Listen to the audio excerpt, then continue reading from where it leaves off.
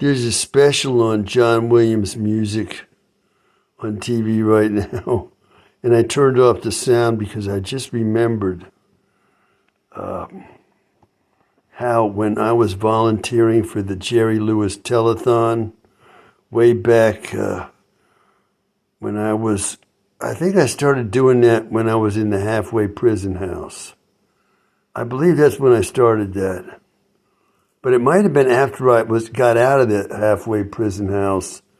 It was back then, and I volunteered every year for, I don't know, 7, 8 years or more. Every year, and I was answering the phone on TV. When people would call in to make a pledge, they'd say, I'm going to pledge $40 or whatever, and you'd take their information over the phone while you were being filmed on TV. We were in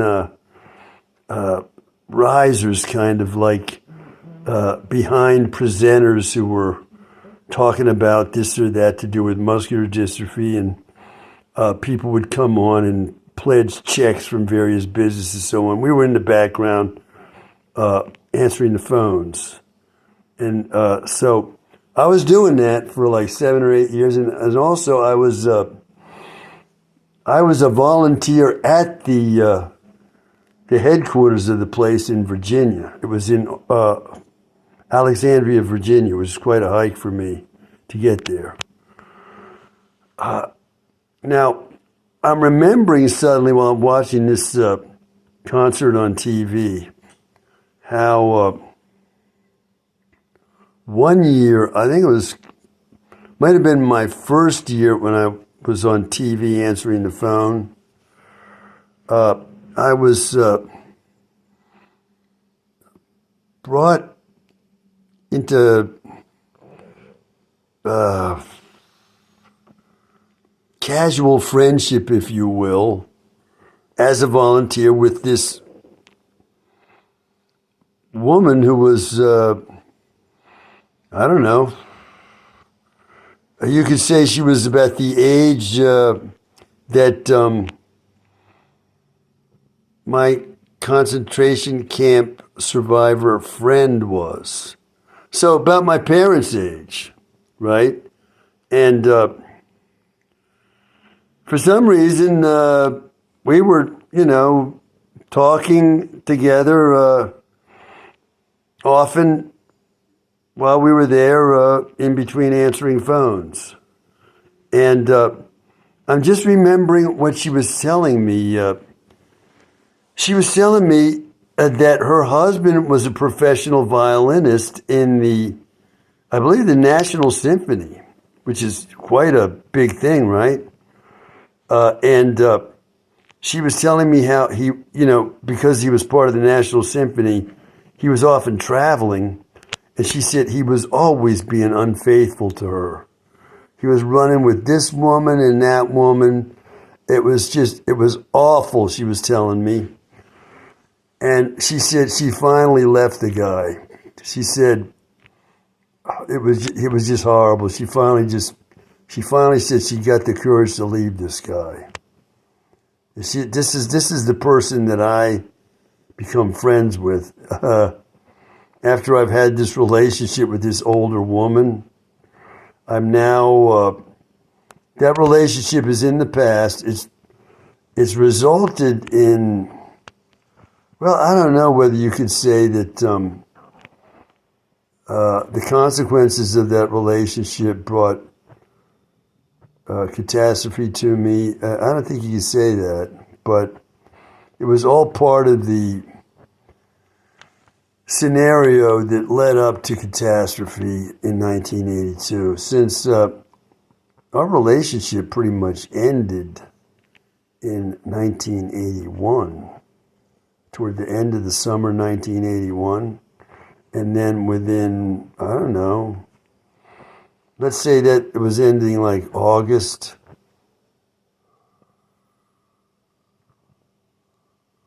Like 8 months later, I essentially come to the end of my life my normal life, my life ends and I become a ghost 8 months after our relationship ends. Well,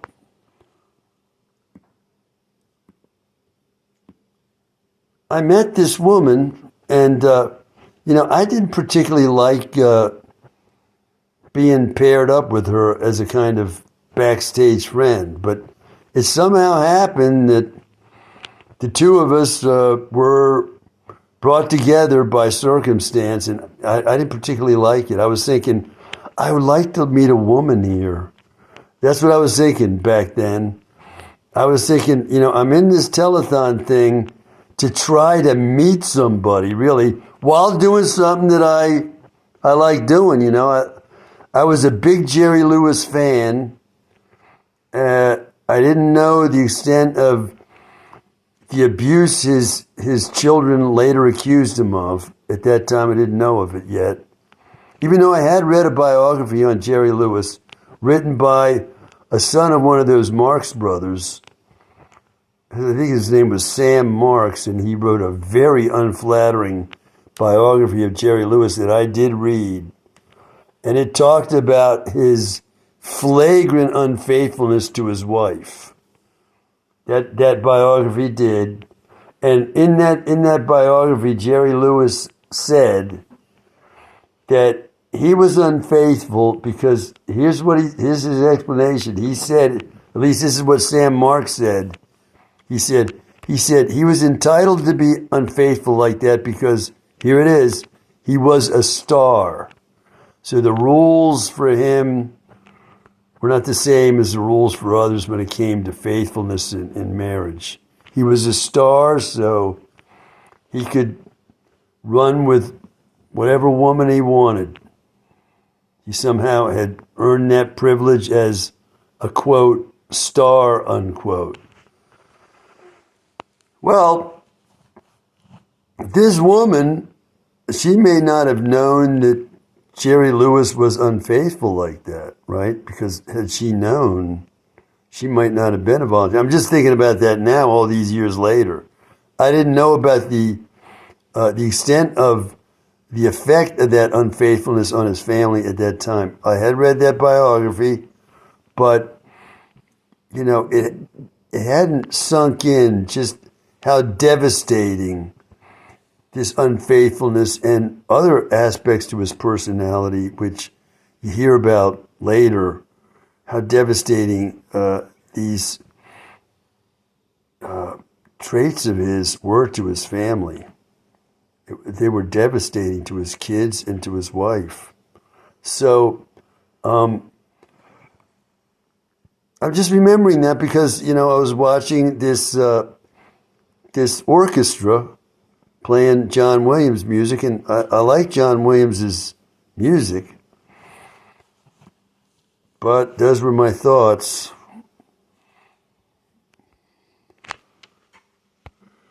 Let me repeat. I was hoping to meet somebody to marry, and here I was being paired up by experience, circumstance, with another older woman who was confiding this personal stuff to me as if wanting to be friends when I didn't want that at all. I wanted to meet a young woman and I didn't. So somehow, although I'm not able to get a handle on this is also more corroboration for what I've been saying about the effect these male rapes had on me and the way they made me look to women. Because there had to have been plenty of women involved in this volunteering. But I was not able to get to any of them, even as close as I was. I was there on TV, I was backstage, and yet the woman who I'm talking to and don't even want to be talking to is another woman the age of my parents who's telling me all about the awful life she's had with an unfaithful husband. And it wasn't that what the concentration camp survivor friend was telling me about, her husband had been unfaithful for years with a woman who wasn't able to have babies. So he was telling his wife that he could have sex without having to use any kind of condom with her, and it was fantastic.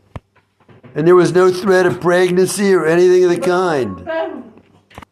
So when the concentration camp survivor friend showed me like photo albums of her and her family life from that period in her life when her husband was having this affair with this woman who couldn't have babies and telling her all about it, while I was looking through that photo album, the concentration camp survivor's face was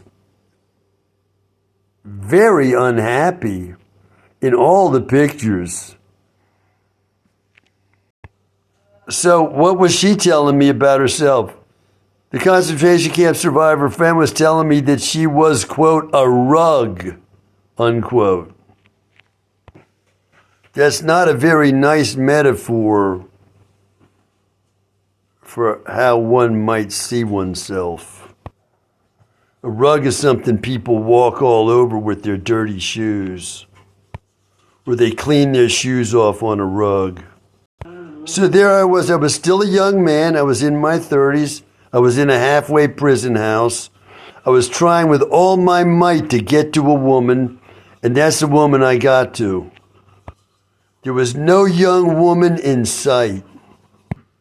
All I can say by way of conclusion here is that Dante's view of how hell, purgatory, and paradise are organized as he presents those places in his Commedia, that view of the way the metaphysical world, if you will, is organized, I'm saying that view is really a mental projection of how things really are. And so if you get placed in reality the way I did by being male raped, and you get placed like in the circle of